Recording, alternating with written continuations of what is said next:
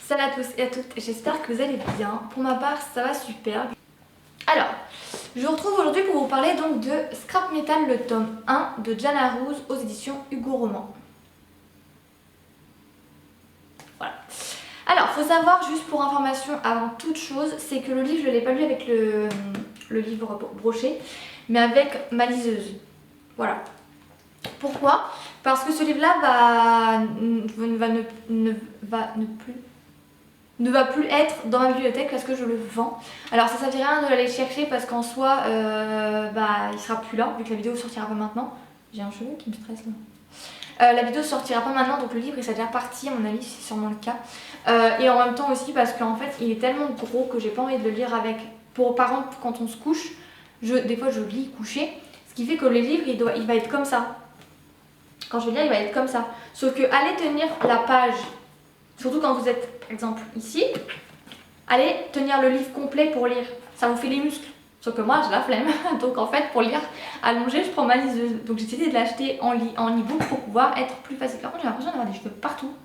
Bref c'est bizarre. Donc voilà. Donc voilà. On va commencer la vidéo tout simplement. Alors, on commence par rencontrer Sauvage qui va se faire enlever dans sa maison, en gros. Et en fait, on va voir que son frère et lui se font enlever. Et on va le voir se faire mettre littéralement dans un van.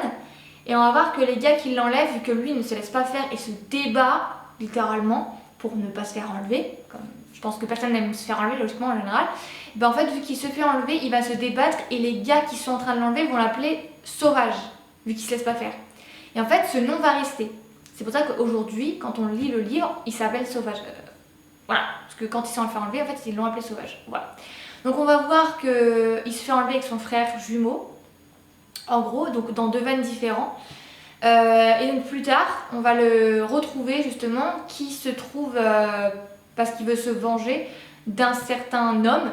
Et en fait cet homme-là regarde une fille et au final on apprend que c'est sa fille, Hope Brenner, qui est en train de s'occuper de son petit frère et de sa petite sœur. En gros.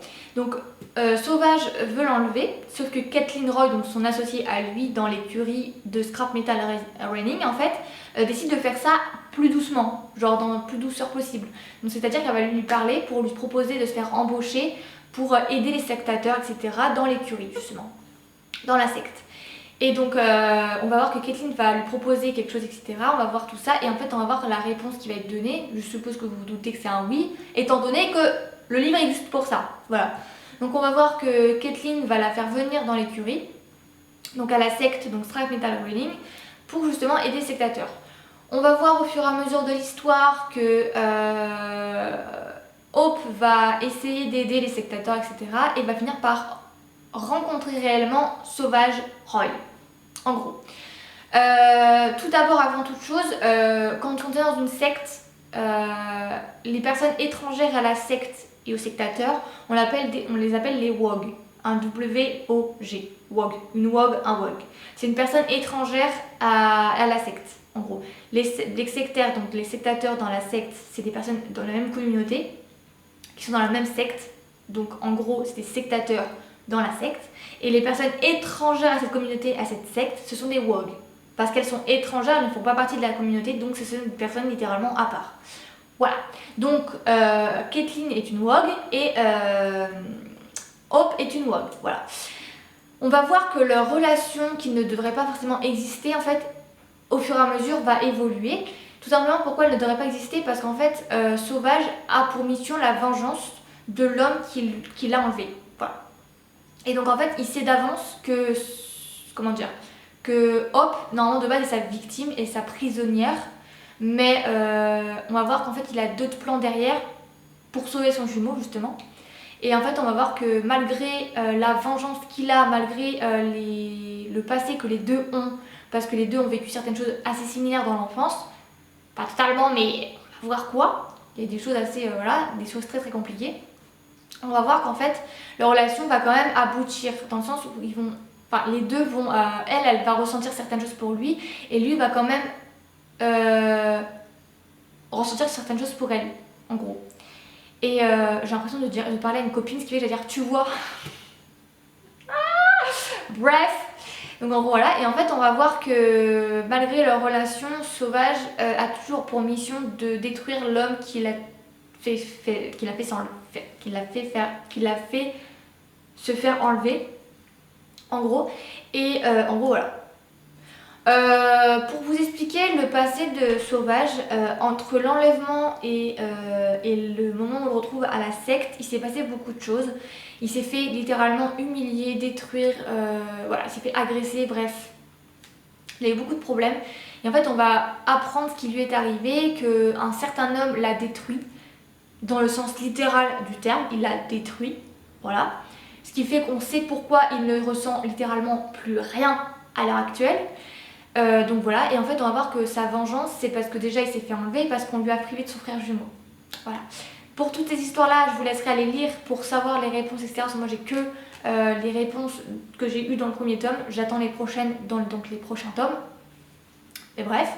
Et pour Hope Brenner, on va voir que elle a battu sa maman lors d'une agression, elle a été témoin d'agression justement. Et en fait, on va voir que elle est... Alors, j'aime pas ce mot parce qu'en fait, dans le livre, on dit qu'elle est chercheur scientifique. Enfin bref, dans les recherches, on va dire. Et en fait, en gros, ce qui se passe, c'est elle est vachement posée sur la psychologie, tout ce qui est par rapport à ça. Donc, tout ce qui est les problèmes internes dans le cerveau, enfin bref, tout ça. Tout ce qui est maladie et générale, tout ça, elle est vachement dessus. Et ce qui va se passer, c'est qu'en fait, on va voir que malgré que les deux n'ont rien à faire dans le même monde, parce qu'elle, c'est une woke, donc une personne qui est dans la vie sociétaire de la société en général, alors que lui est dans la secte, donc est un sectateur. Les deux sont dans deux mondes différents, mais pour autant ont vécu des choses très très traumatisantes et très très dures dans leur enfance, en gros. Ce qui fait qu'on va voir que les deux, malgré que ça devrait pas être logique, ça devrait pas être le cas, les deux ressentent l'un pour l'autre des sentiments, des émotions que ça devrait... Alors ça devrait pas être le cas, mais c'est le cas. Voilà. Les deux ressentent certaines choses pour l'autre, en fait. Et on va voir que les deux vont ressentir certaines choses et on va voir leur relation évoluer et s'agrandir. Malgré ce qu'elle dit à la fin du bouquin par rapport à tout ce qui s'est passé entre les deux, parce que vu qu'il y a eu certaines choses qui sont arrivées à la fin, elle dit que tout est faux. Mais en vrai, quand on y réfléchit par rapport à la mission qui s'est donnée, les choses ne sont pas totalement fausses. Les choses qu'il a faites, certes, sont pas bien, mais pour autant, il l'a fait pour une raison précise. C'est pas bien, je ne conçois pas ce qu'elle fait, mais pour autant, il y avait une raison derrière, en fait. Voilà. Donc on va apprendre beaucoup de choses sur tout ça. Elle est chercheur, tout ce qui est... je crois que c'est scientifique, je ne sais pas de bêtises. Si ça doit même pas être ça d'ailleurs, ça doit même pas être ça, mais bref. Et lui était un pilote en F1, donc voilà, la Formule 1, etc. Mais on lui a interdit de courir pour des raisons qui sont à cause de justement tout ce qui s'est passé entre son enlèvement et la fois où on le retrouve dans la secte. Il y a eu beaucoup de choses qui se sont passées dans sa vie, ce qui fait qu'il ne peut pas courir. Voilà. Mais de base, c'est un pilote qui pilote. Un pilote qui pilote. Sans blague, je savais pas qu'un pilote ça pilotait pas. Waouh! La logique, s'il vous plaît, la logique. Bref, voilà. Donc on voit leur relation, on voit les autres sectateurs, on voit les femmes dans la secte, leur rôle et comment elles sont traitées.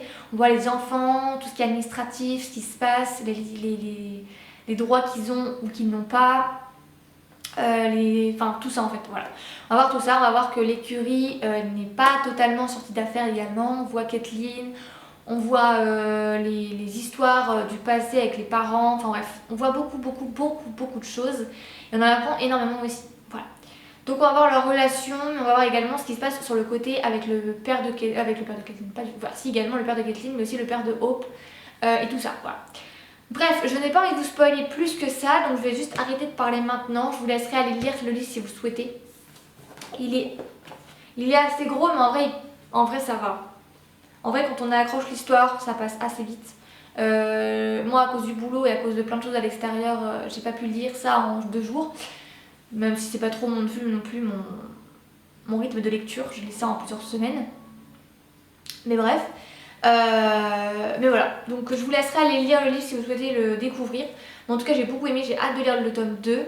Vous retrouverez ma chronique en barre d'infos comme d'habitude. Et puis voilà. Et puis si vous avez aimé la vidéo, n'hésitez pas à mettre un petit pouce bleu, un commentaire et à vous abonner pour suivre mes aventures de lecture. Voilà. Et puis en attendant, je vous dis à la prochaine pour une prochaine vidéo et puis je vous fais plein de bisous. Voilà. Allez, ciao ciao. Bisous les petites fleurs, à bientôt.